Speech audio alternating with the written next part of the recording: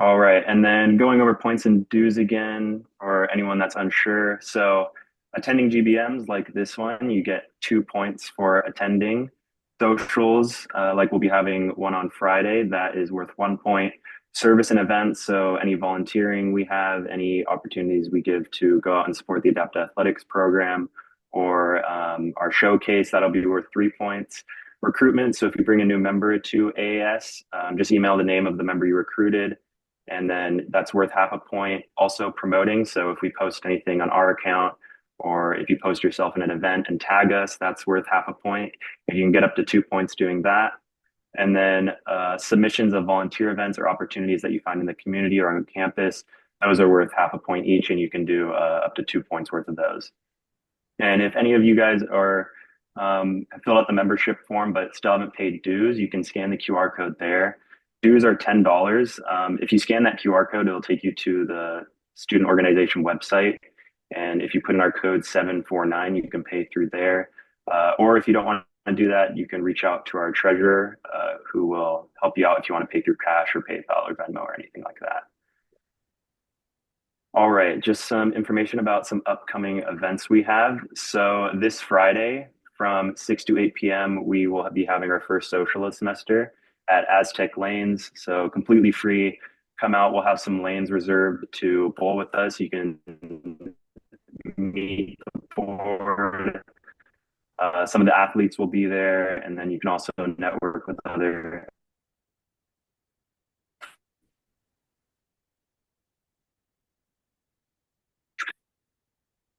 night or tomorrow mornings.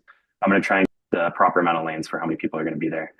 And then next Friday, so a week from Friday, we have our first big Adaptive Athletics invitational event.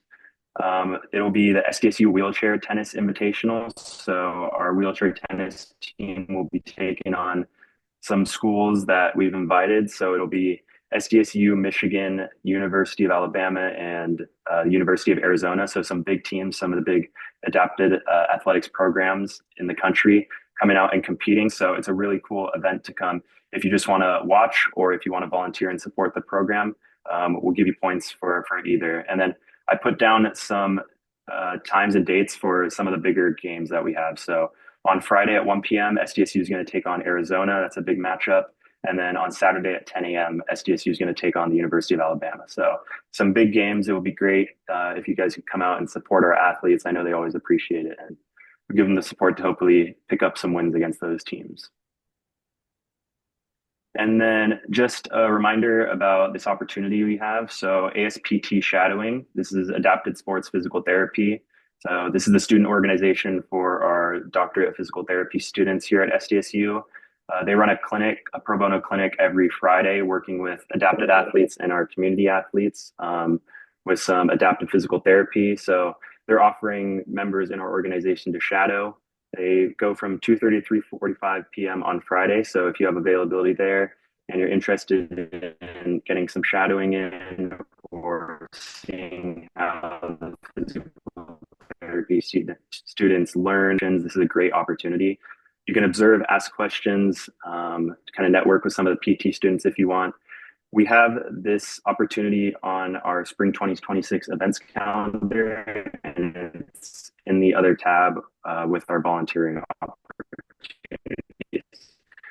I know there's a couple people signed up, so there's not go and do that. And then the first signups will be on February 20th. So you can sign up now, but the first clinic won't be until next Friday. So also when you sign up and add your name to the list, make sure you send an email to Adapted Sports PT just to confirm that you're going to be there and give them a heads up so they know what to expect.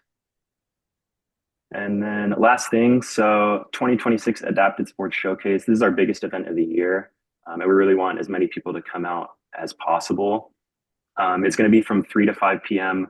in the Arc on March 6th. That's a Friday. So the first part of this event, we're going to have a wheelchair basketball scrimmage. We're inviting University of Michigan and Eastern Washington University. Their collegiate wheelchair basketball teams are going to come out and have a scrimmage, some really elite teams. So it'll be very interesting and fun to watch. We'll also have some adaptive sports drills being led by Adaptive Sports Physical Therapy, showing their programming and how they work with the athletes. And then for our biggest part aspect of the showcase, we're going to have our Paralympian panel interview. So we invited four Paralympians to come out and one of our very own SDSU adapted athletes, and they'll be sharing their experiences, talking about what they expect for adaptive sports in the future. We're going to be discussing themes like representation and inclusion, and just what they want to see in the adaptive sports world. So it'll be really great to hear them speak and get their unique perspective. Some of the best adaptive athletes we have in the country. And it'll be a really fun event. We're going to have some food there. We're going to cater some food. We're going to have a DJ and then plenty of spectator participation. If you guys want to try out wheelchair basketball or get involved with the drills. And then William, have what? Sorry for 1 second. What no, Paralympians are going to be there? Ryan Madrano is going to be there. Katie Sullivan, Dana Mathewson, and Steve Serio. Great. So Okay, we got wheelchair basketball represented, wheelchair tennis, sprints, and throws there. So a great. great variety of Paralympians there. So some cool, unique perspectives. And then also, if you were planning or attending or thinking about attending, if you guys want to scan that QR code, we can give you guys a free shirt as kind of like a team identifier that you're in the club supporting the program and part of AAS. So if you're interested, this isn't like a full commitment. If you scan the QR code, you have to be there. But if you guys are interested in going and want a free shirt, it's a great opportunity to get some merch. So you just have to put your name in, your red ID, and then your size, and have those in by next Thursday, ideally, so we can get those ordered. And that is it from me. So I'm going to hand it off to Deb Carabet. She's a USA triathlon and para triathlon coach, and she's also heading the para athletes for the upcoming LA Marathon, among plenty of other things. So I'm going to pass it on to her and give her our full attention. Oh, great. Thank you, William, and thank all of you for inviting me to speak. I'm really excited, plus the fact that I did go to SDSU, so that makes it even more special to me to be back here after all these years. So thank you so much. As William said, I am a para triathlon coach. I actually started in triathlon having no idea that I was going to eventually become a coach. My background, my undergraduate at San Diego State was deaf education and speech pathology and audiology. So I always kind of knew that I was going to work somehow in special ed or adaptives. And I've always loved sports my entire life. I've grown up playing sports, whether it was ski team or tennis team, or, I moved to New York and I discovered what a marathon was. And 7 marathons later, I'm done. I don't need to do that anymore. Moved back to California, and a lot of my friends were having kids and not, and I miss the camaraderie of my running community in New York, and I found triathlon. While I was still working, I was in the media business for a long time in sports. So now the nice part is that I am combining two of my passions, and that is I get to play sports, I get to coach sports. I love triathlon. I love cycling. I teach a lot of paracycling. I am the only full-time para multi-sport coach in Southern California. We have a lot of coaches, but they don't necessarily do it full time, and they may not necessarily be a certified para coach. When it comes to para triathlon and para multi-sport, I'm the person that is doing it full time. I'm also an advocate, a huge advocate of the para athletics world. And I coach, I go around the country coaching for USA Triathlon, as well as I'm a coach educator for newer coaches.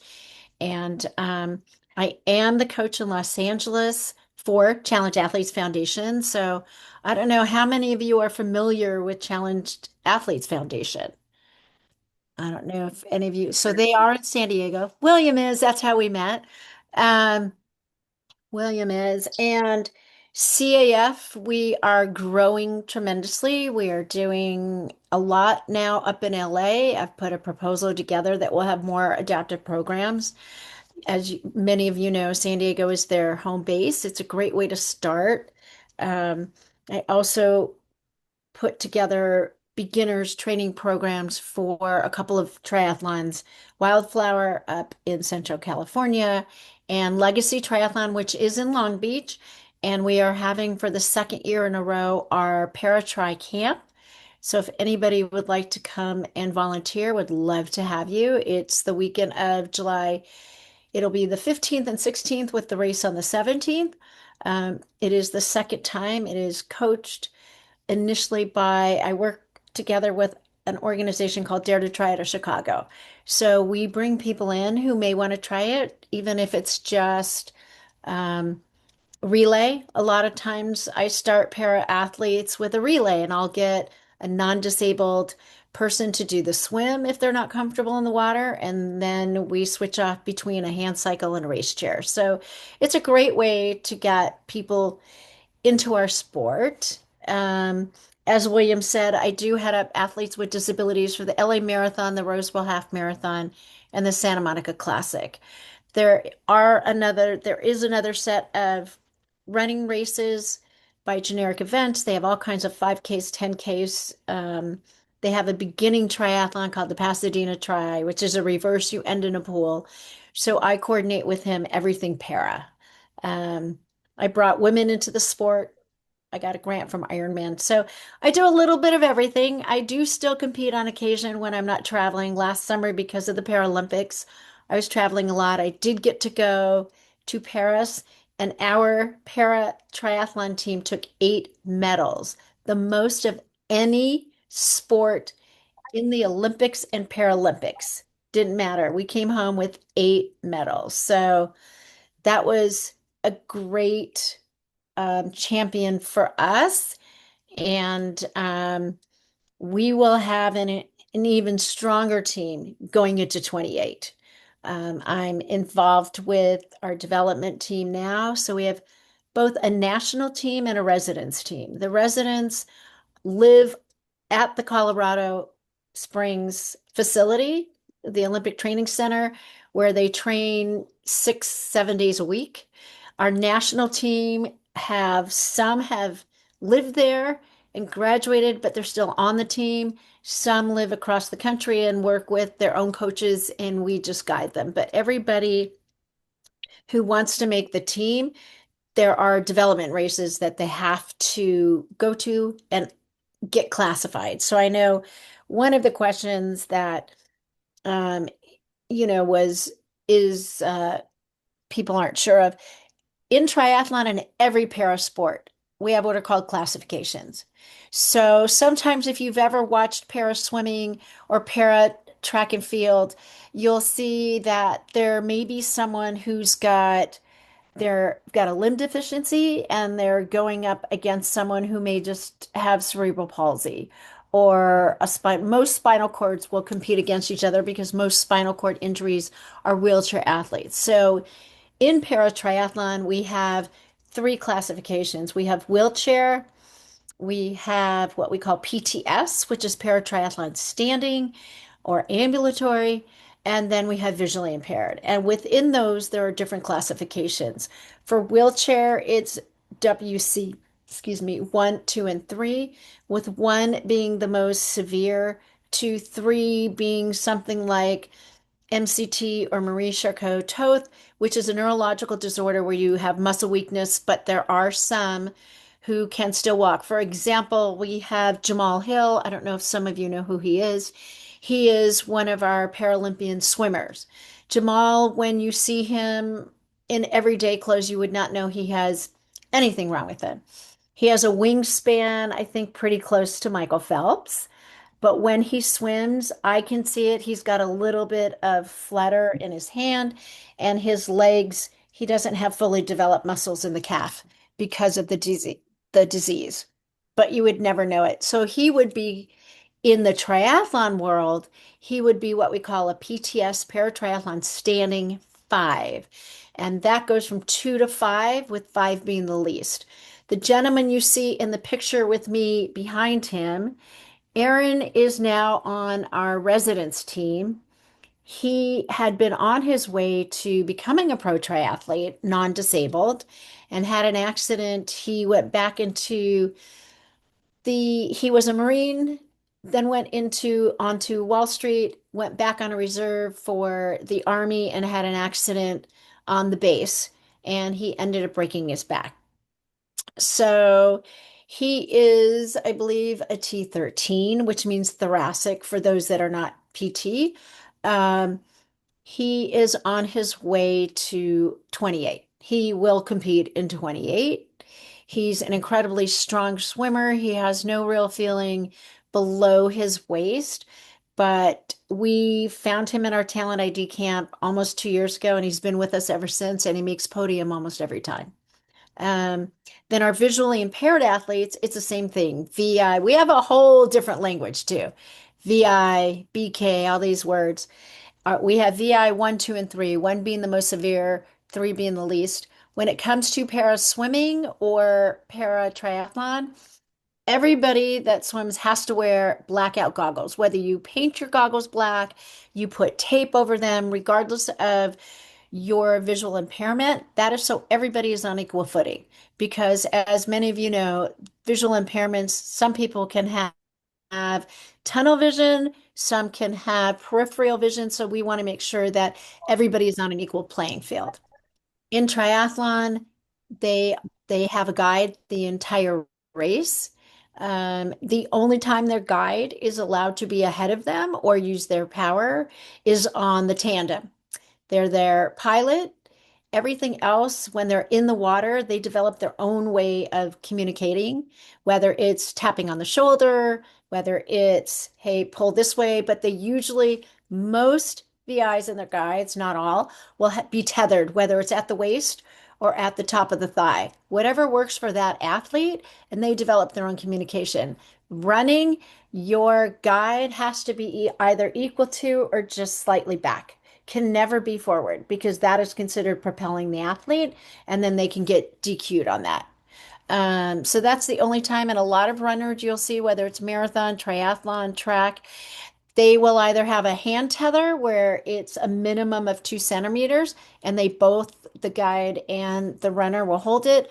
Some will hold on to somebody's shoulders. Some will, very few in running will have a tether around their waist, but most of the times you'll see people tethered at, they just hold on to it. You cannot wrap it around each other's wrist. That is not allowed. So they will hold, and they pretty much, it's really one athlete and two bodies because their guide knows every inch of that athlete, how they run, how they walk, how they swim, how they bike.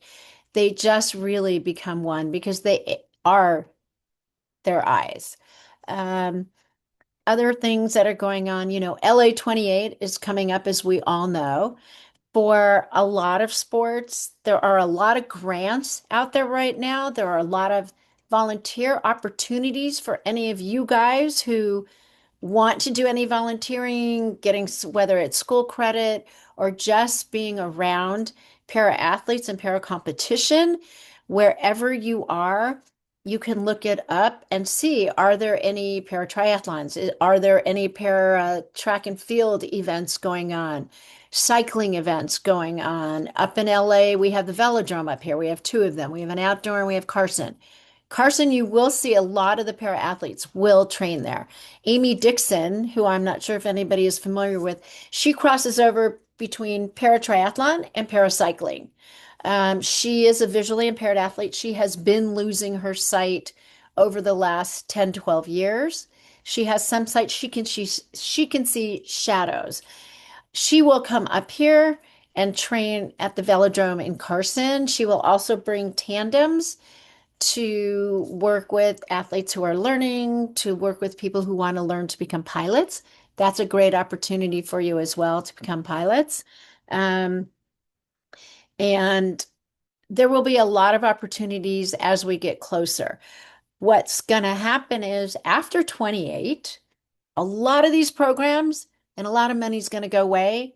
So it's exciting. It's now we're jumping in. I look at 28 for me for the sport of multi-sport triathlon, wheelchair basketball, wheelchair football, wheelchair tennis, like you guys, UCLA has a para rec department. Um, And they do have wheelchair basketball, wheelchair football, wheelchair tennis. I'm not sure if they have wheelchair rugby. There are people that do wheelchair rugby. Um, I look at 28 as a jumping on point. Let's take advantage of it. Take advantage of it, soak it up, get out there, talk about it, get grants wherever you can possibly get grants. When everybody goes away, we're going to still have these programs. One of the fortunate things that we do have, and again, is home base is down in San Diego, is Challenge Athletes Foundation. That is a great way for you guys to get involved because they have events going on all year round, whether it's basketball, running, soccer, whatever it is, they have always got activities going on. In fact, that's kind of where, that's where I met um, everybody from, from your your adaptive sports was I was down there. So I coach on Challenge Athletes Foundation weekend. I always coach open water swimming and then pool swimming. So I'm always looking for volunteers to come out into the ocean with me to help me support an athlete, to help get an athlete under the water. If you're not comfortable at that point, I'm happy to help you get comfortable in a wetsuit, diving under the waves. Once you get under it, it is just one of the best things um, that, I mean, I love being out in the middle of the water, floating in my wetsuit. And let's see, coaching with me, I still have a few non-disabled athletes, but I do focus primarily on para athletes. It is my passion. It is my true love. Um, I really love what I do. I'm very fortunate to do what I do. I had to go through the corporate world first, but I get to end my career. This is my final career, however long that lasts. I keep saying, oh, maybe in 5 years I might retire. And everybody looks at me and says, no, you're not. And they're probably right because I do love what I do. I really, really love what I do. And I will tell you, working with adaptive athletes, it's not just the athlete. You get to know the families. You get to know everything about them. You forge a bond that there's a community that I can't really explain. You have a nice community in different sports, but there is just a special community that is forged in the para sports community, regardless of what the sport. I have a couple of girls who started in our very first USAT Challenge Athletes Foundation youth camp in Chula Vista at the USA Olympic Sports Center. And sorry about that. Let me get rid of that. I turned that off. Um, and they are now, I started with them when they were 15. A couple of them are 19, a couple 20, two turned 21. And I call them my girls. And I know their families and I'm watching them grow. We have a couple, one has already gone to the Paralympics.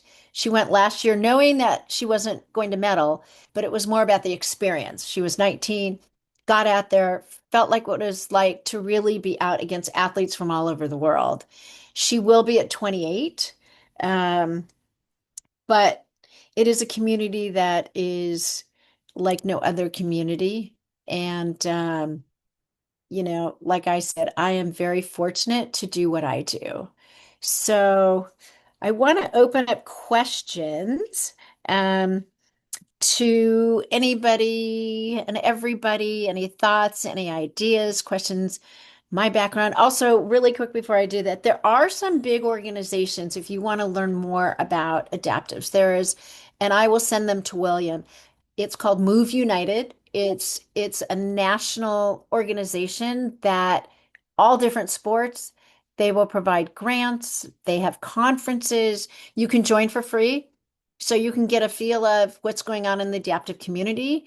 There are several organizations throughout Southern California that you can get involved with. Um, USA Triathlon has a foundation where we have the only youth development pipeline of all the NGBs out there that we started, like I said, 4 years ago, with Challenge Athletes Foundation down in Chula Vista. So it's, I feel very blessed because I get to combine my love of sports with teaching, with coaching, and working with adaptive athletes. So that is sort of it in a nutshell for me. I hopefully you guys have some questions, and I hope that I'm going to get to see a lot of you over the next couple of years at different events all over the country, not just in San Diego.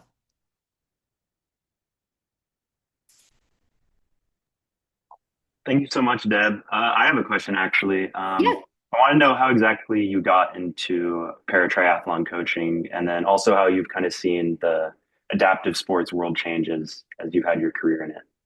Um, So I always knew when I went to college that I wanted to do something in the adaptive world. I really wasn't quite sure what. And then believe it or not, I was a counselor one summer at a camp. And there was an organization that the camp worked with that hired people with disabilities to come work at camp, whatever it was, whether it was camp counselor, bus driver, whatever. And there was a guy there who was hard of hearing, and he used to tease me in sign language. And I said to him, one day I'm going to learn that, and you can't tease me. And I went to San Diego State. As I said, became a deaf ed and speech pathology major, loved it. um, I really kind of fell into triathlon. When I came back, I think I mentioned I missed the camaraderie of my running team in New York. And even though I grew up here, LA is a big city. Everybody moves, has kids, gets married, doesn't get married, things like that. And I found the triathlon world. I found the community, and that's how I made a lot of my friends when I moved back. And while I was still working in the corporate world, I was the managing director for the LA Tri Club. So I handled sponsorships, pretty much everything that went on. And there was an opportunity to get a grant to bring women into the sport from Ironman. I applied for the grant, I got it. And my mentor coach, I asked him to put it together because I didn't know what I was doing. I wasn't a coach then, I was just an athlete. And after the first year, he said to me, "Guess what? You're going to coach this next year." And I'm like, "No, I'm not. I don't know what I'm doing."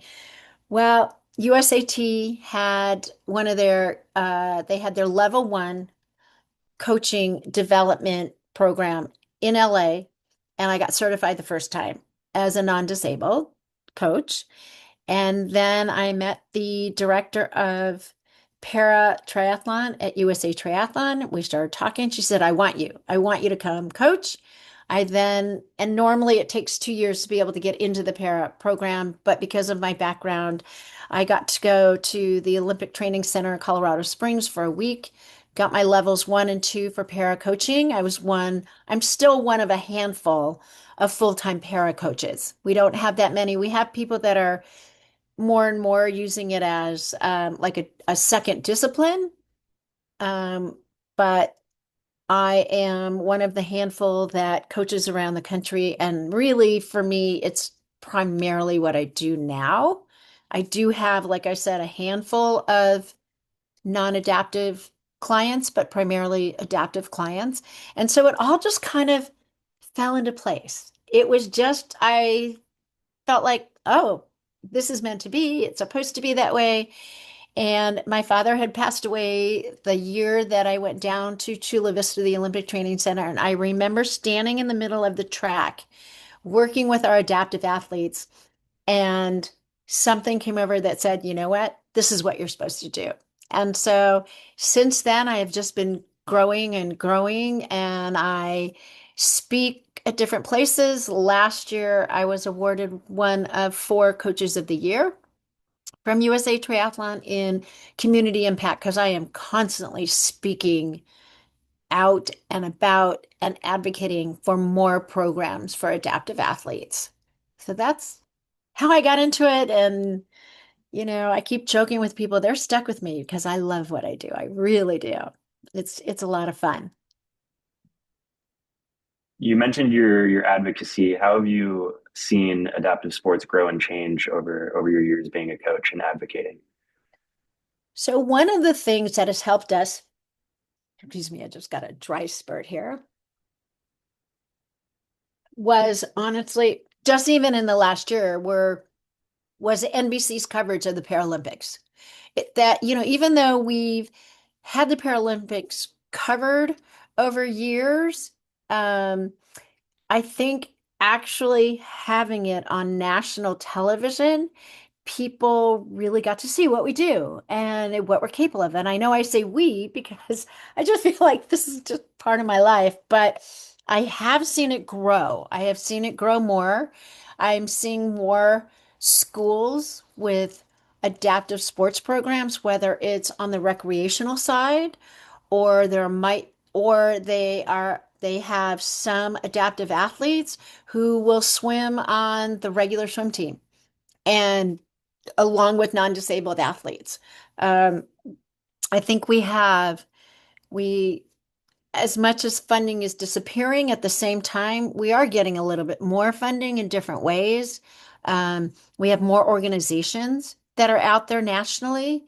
We have more sports. For example, I've run the LA Marathon, I've run the New York Marathon.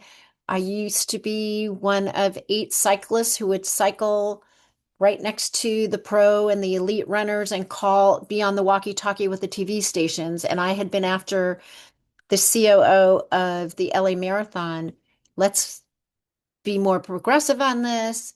Let's really build the para space and not just on the pro side. So my goal next year is hopefully we're going to have para track workouts leading into the LA Marathon. So I'm seeing more and more awareness of para sports, um, more acceptance of para sports, where before it used to be if somebody had a disability, oh, they can't play a sport. They don't know what to do. And a really good example of this is one of our silver Paralympians, Mohamed Lana, who was on USA Paratriathlon. He took silver last year. Mohammed was born in Morocco, loves soccer his whole life, loves soccer, but he was born without a femur. So his leg never fully grew. He still has his whole leg, but it's probably about, goes just below the knee, and his foot is still attached. So when Muhammad came to the United States, he saw that there were sports for people with disabilities, where in Morocco, he was told, oh, no, you can't play soccer. You can't play soccer. Here, you can just pick the ball up and throw it and help us with the ball. He came here, he got into sports, he had a prosthetic made, and now he's a silver Paralympian. So you're seeing more and more of these kinds of stories in the Paris space. Our technology is a lot better than it's ever been. It used to be, excuse me, there was only one kind of wheelchair. We didn't have push rims or hand cycles, 25 years ago, 20 years ago. The technology is so much better. The push rims, and when I say push rims, those are the um, those are the equipment that it's got like a long nose with a small ring in the front and 2 big wheels in the back, and the athlete himself is actually pushing it. That's their version of running. That's what we consider running. Um, Hand cycling is just what it is. That's cycling. So when you see a hand cycle or a hand cyclist in any marathon, it's more exhibition because it is a cycle. It is built the same way. It's got the same gears. You're just in a prone position and you're using your upper body on that. Um, sorry, this happens when I talk a lot. The technology, I mean, they're all carbon. The frames are carbon now. Some of these, they can start as low as 4,000 and go up to 15 to $20,000 depending on your components, your frame, what wheels you're putting on it. And they don't last as long. Like, for example, I just had one Paralympian and one para wheelchair basketball player in from the Israel Para Sports Center, and they did some demos. Well, as you can imagine, um, you know, uh, wheelchair basketball, they're always banging into each other and falling over. Their chairs last 3 to 4 years. And those are like 5, 6,000 a pop, sometimes 8,000. Again, depends on the athlete. So it's very expensive. But the equipment, the legs, there's a running leg, there's a cycling leg. You can't swim with a leg on because there's drag and it could hurt people, but mm, there are different kinds of feet. We have electronic legs now that, for some of you who may have met Travis Ricks, Travis sometimes will use his leg, it's electronic, put the foot like this, and he'll put his plate on it and use it as a dinner table. So, um, just the technology has changed a lot. I think the awareness, people are out and doing everything that you and I can do, and nobody thinks twice about it. I think that's it for the moment. I mean, but that's about so you're seeing more programs in schools. You're also seeing adaptive kids be more accepted on swim team, on at track. Um, they're not necessarily separating them the way it used to be.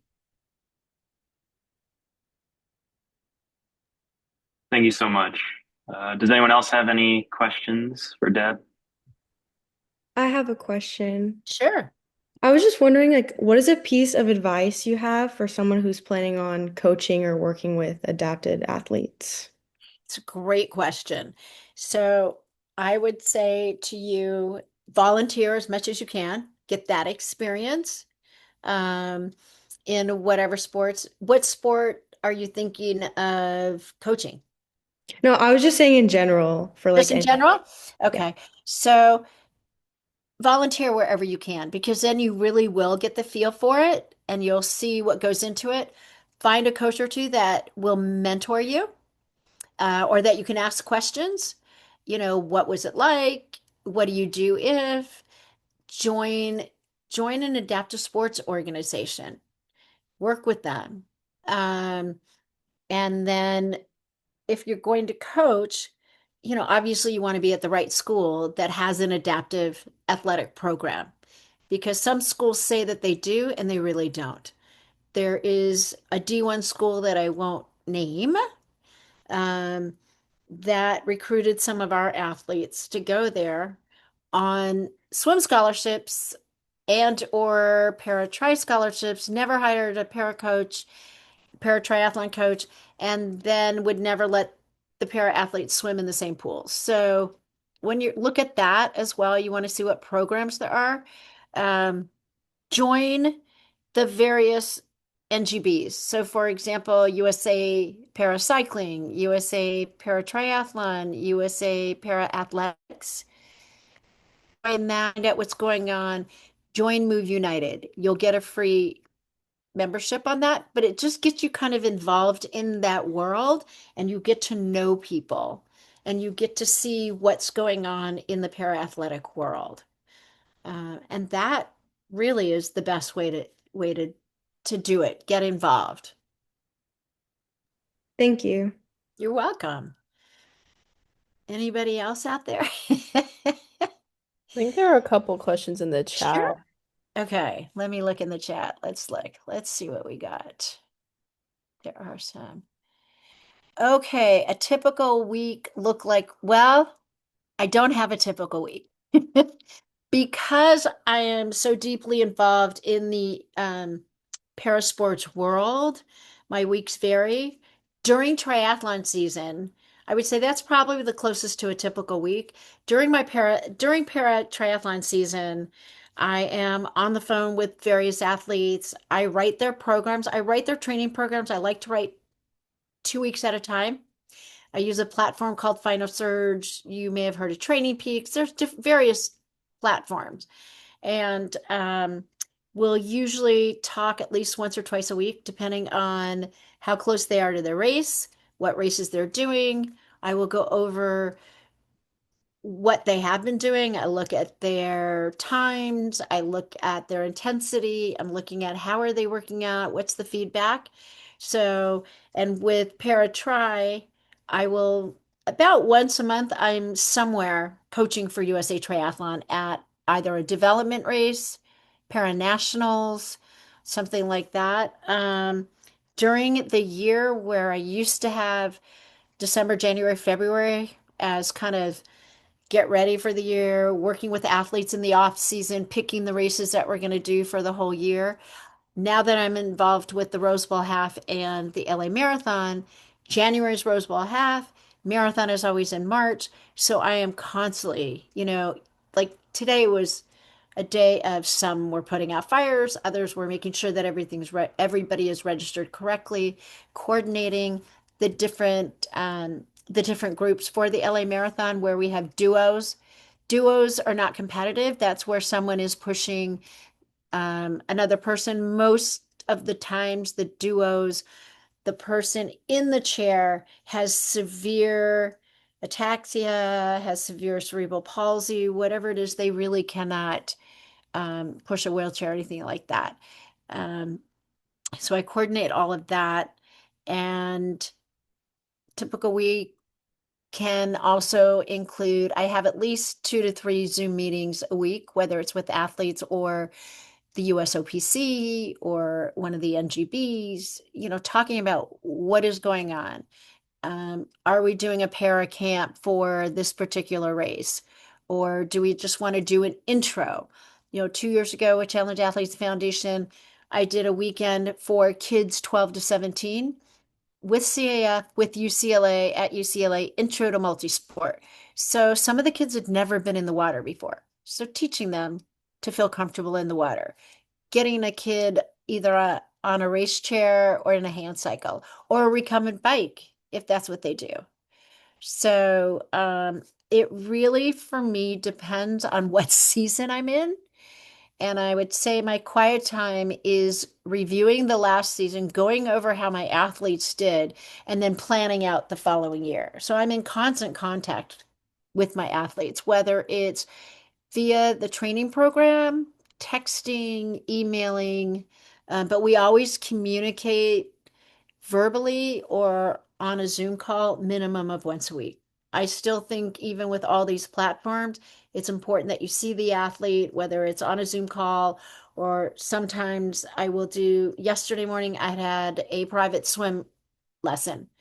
I met my athlete at the pool, watched my athlete swim. This is a newer athlete, watched her swim, saw what I had to tweak, got in the water with her, swam a little bit, watched her a little bit more. Would go under the water to see is body level, is head level, where's the arm coming in. So, newer athletes, I will first, we go through what techniques, what skills, what do I have to tweak? And then we go from there. And let's see, we have setting coaches. Okay. So for Alexia or Alexa, is it Alexa or Alexia? I want to make sure I pronounce it right. It's Alexia. Yeah. Alexia. So Alexia, Challenge Athletes Foundation. I'm assuming you're Okay. in San Diego, correct? Yeah, I am in San Diego, yes. Okay, great. So Challenge Athletes Foundation is in your backyard. If you want to email me, and I'll put my email in the chat and my contact info, I will make an email introduction to their program director, and you can find out what they've got going on. They've always got things going on. So, and they do have coaches. I don't know if they have personal trainers, but they do have a lot of coaches in different areas of adaptive sports. So that would be a great way for you to start. Great place. Okay, thank you so much. You are so welcome. How do you work closely with physical therapists associated with the athletes? I think on that one, you have to find a physical therapy group that you can just really walk in and say, hey, this is what my background is. This is what I'm going to graduate with. And I would like to know, can I intern with you? Or can I watch how you work with athletes maybe once or twice a week? You can also do that. I would do that right there at San Diego State. Walk into any of the athletic departments and let them know this is what I'm doing. This is what I'd like to do. Can I watch any of your trainers? Who's your athletic trainer? You know, a lot of places have athletic trainers in addition to PTs. Um, you also have, you know, you've got a couple of really great universities that have sports programs in their hospitals. Walk into the hospital, find out if they have a sports medicine department, go to an orthopedic group. That would be another way to do it. Some of the really good orthopedic groups have their own physical therapy departments. So those are just a couple of ideas that I would suggest to start with that will help. Anybody else? I'll put my information in for you. And you are welcome at any time to reach out. Um,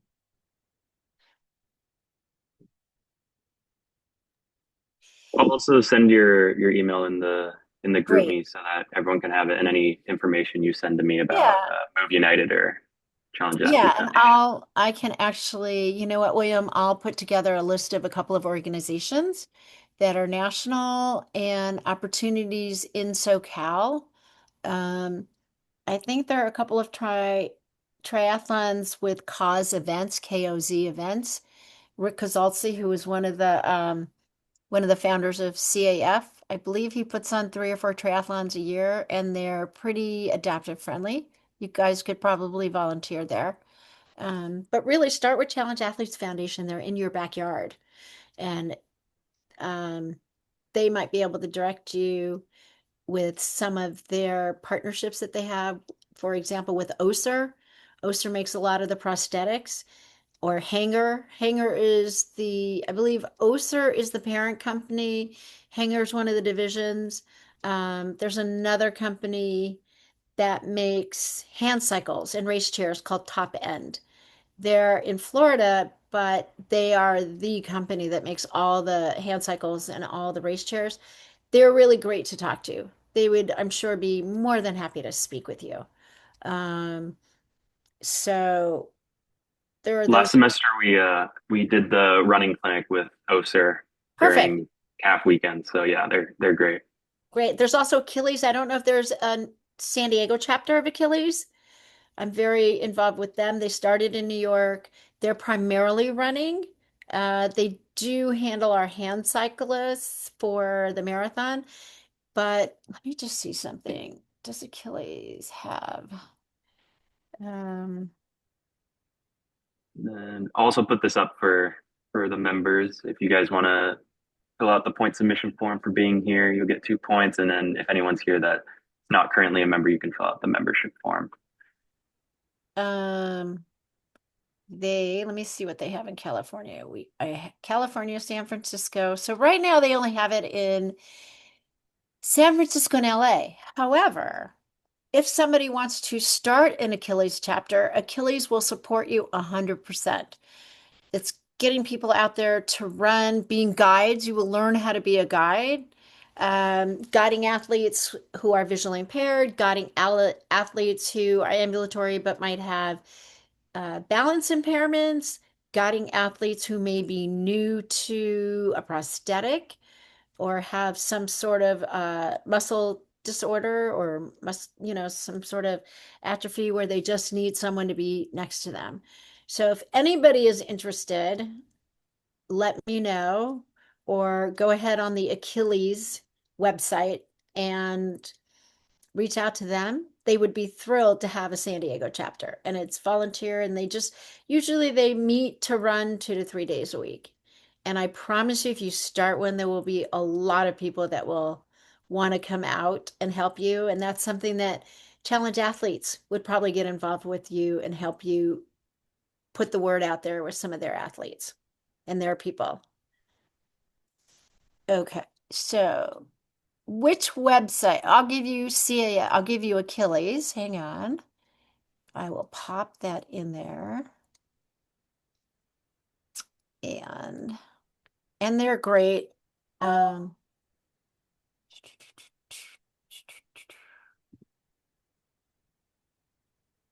And then if you want, you can just send me all that stuff and I'll I can send just you a whole put list. it in Yep. the group. Yeah, Myself just found out about a new organization. They're out of Texas. However, they're out of Houston, but they give grants all over the country. So if you're working with a person with a disability that wants to get into sports and may not be able to afford a race chair, a hand cycle, a prosthetic, they give grants for that. Challenge Athletes Foundation gives grants. They'll even give grants for, we have one little girl who's now 10. She loves dance. She is permanently in a wheelchair, but there are dance places that work with kids in wheelchairs. And so we granted her family a year's worth of dance lessons. So a lot of these organizations will help get equipment and other things that people need. that's great. And I think it's moveunited.org. Let me just double check. And then those of you who are interested in with like coaching and shadowing and stuff like that, we also have the training partner application with the Adapt Athletics program. So if you wanted to apply to work with the wheelchair tennis team or with the adapted track and field team, we also have options for that. I know they have opportunities to be a guide runner with the track team to hit with the wheelchair tennis team. Or if you just want to record and be spot in the weight room and stuff like that, they have plenty of opportunities. And that's a great way to see a lot of the adaptive coaching and be around adapted athletes. And watch the Paralympics in 2 weeks. I will be heading out there the night of the LA Marathon. I'm popping on a red eye, and you'll see some phenomenal athletes. If you really want to see some incredible athletes, watch the Paralympics, summer and winter, or watch any kind of para, para sport. One of my most favorite and fun ones is para hockey, is sled hockey. You think that they get crazy on a regular ice rink. You should watch these guys. They're in sleds and women. Their hockey sticks are maybe 3 feet and they've got ridges on the bottom so they can not only do they push the puck, but they're also digging into the ice so they can move, and they will slide up the side of the ice rink, crash into each other. It's fun. It's really fun to watch everybody. Um, we have two athletes that are crossing over that will be in Italy, Josh Sweeney and Kendall Gretsch. They're also on a para triathlon team. In During the winter, they are para biathlon and they do cross country. Sit ski is what we call it, sit skiing. So that's it. That's great. We'll be sure to tune into that. And then also the Paralympics coming up in LA as well. Yep. Yep. We'll know more what's going on. Things are changing a little bit. So as I hear more stuff, I will be involved. We're just sure in what effect yet. I won't be coaching. We've got our high performance coaches, which is fine. But probably more of a liaison between the para community and the different countries. I've already met with the coaches um, from France, both their non-disabled and their para. They were here, gave them a tour of UCLA, talked about what we're going to do. I will see them when I go to Italy, and then there's it. The Paralympics are always 2 weeks after the regular Olympics. So hopefully there will be tickets. Though they will be a lot easier to get tickets for the Paralympics than it will be for the regular. But you'll see some phenomenal athletes. Um, and it's a lot of fun. It's really a lot of fun. I'm just trying to think if there's anything else to tell you guys. Um, that's, I think, it at the moment. Please, my door is always open. Feel free to reach out anytime. I'm happy to help you in any way that I can, answer any questions. Um, there's a friend of mine who is a three-time Paralympian, two golds, one bronze, Alyssa Seeley. So if Alyssa, you ever wanted Alyssa to speak, I'm sure she would love to come and talk to you guys about her experiences. Um, she's got a few different things going on, and from one of her her disease is she lost her leg, but she is wicked fast on the bike, on the run. And she's done a lot for our sport. She can really tell you how it has changed from a para athlete's point of view from when she started till now. And she is going to go again she will go to 28, and then I think she's done. That would be amazing to hear from her. Yeah, absolutely. William, you and I can talk, and we'll see what her schedule is like over the next few weeks and see where she's at. Okay. So, thank you guys for having me. I appreciate it. I hope to meet some of you in October or throughout the summer, and keep doing what you're doing. Go Aztecs. Yeah. Thank you so much for joining us. We really appreciate it. It's Absolutely. amazing to hear My you talk. pleasure. Thanks, William. Thanks, guys. Bye. Thank you. Of course. Have a good night. Good night, everybody.